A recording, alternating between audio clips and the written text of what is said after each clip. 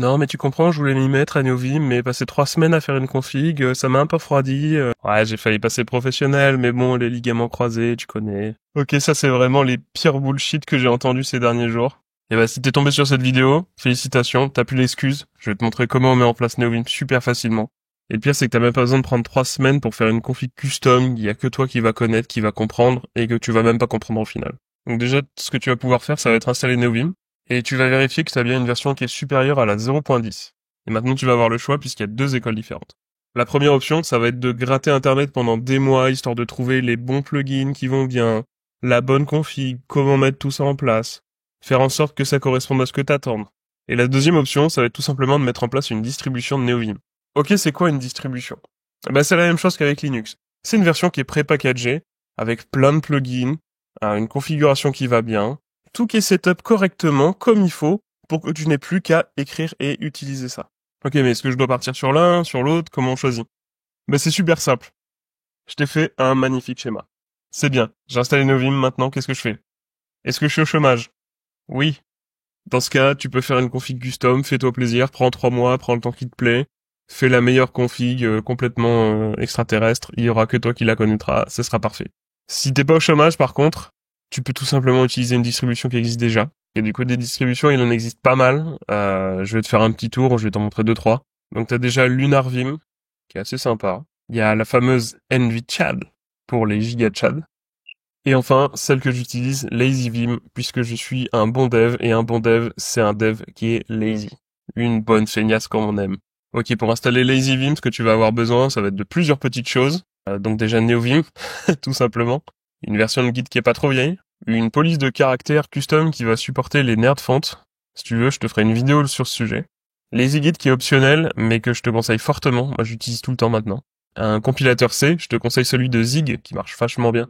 Et ensuite, des petits utilitaires qui sont déjà sûrement sur ton système. Donc, il y a curl, FZF, qui est l'outil fantastique. Ensuite, ripgrep, qui est aussi génial.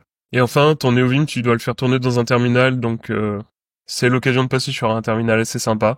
Moi, je te conseille Kitty, c'est celui que j'utilise au quotidien. Après, t'as aussi Westterm qui est sympa. Et les anciens sur iTerm 2, sur macOS, se reconnaîtront.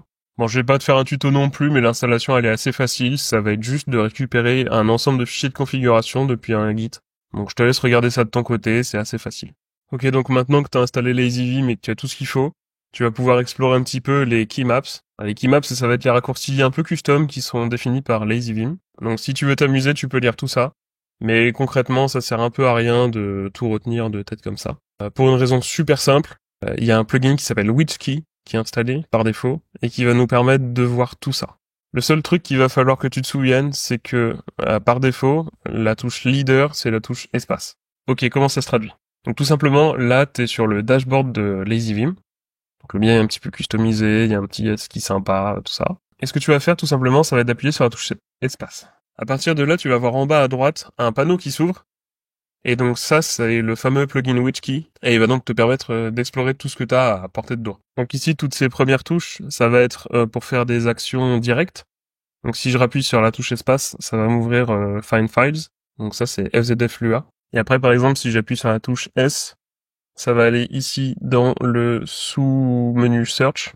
Et donc ici, je vais pouvoir chercher pas mal de choses. Donc par exemple, je peux faire un SG, ça va me permettre de faire un grep dans toute ma codebase, en direct. Et ensuite, on a Lazy. Lazy, c'est ce qui va te permettre de gérer tes différents plugins, faire en sorte qu'ils soient toujours à jour, de manière super facile. Et enfin, on a les Lazy Extra. Donc qu'est-ce que c'est? C'est des plugins qui sont déjà directement préconfigurés dans Lazy et qu'il y a juste à activer. Donc c'est marqué ici, on peut activer ou désactiver les extras avec la touche X. J'ai modifié des fichiers TOML il y a pas longtemps, et il me propose justement d'installer le langage TOML pour directement avoir la syntaxe qui va bien et tout ça. Donc j'ai juste besoin d'appuyer sur la touche X et ça a automatiquement activé le langage TOML. Donc maintenant je peux en modifier super facilement, pas de problème. Et il y a aussi la possibilité d'installer super facilement des langages. Donc là si j'ai envie je peux installer Glim, avis aux connaisseurs. Donc voilà, t'as plus d'excuses. La prochaine fois que j'entends quelqu'un qui me dit « Ouais, j'aimerais bien installer Neovim, mais c'est compliqué », je vais lui sortir une petite tirelire et il mettra une pièce dedans. Si cette vidéo t'a plu et t'a aidé, n'hésite pas à mettre un petit like et à t'abonner. Salut!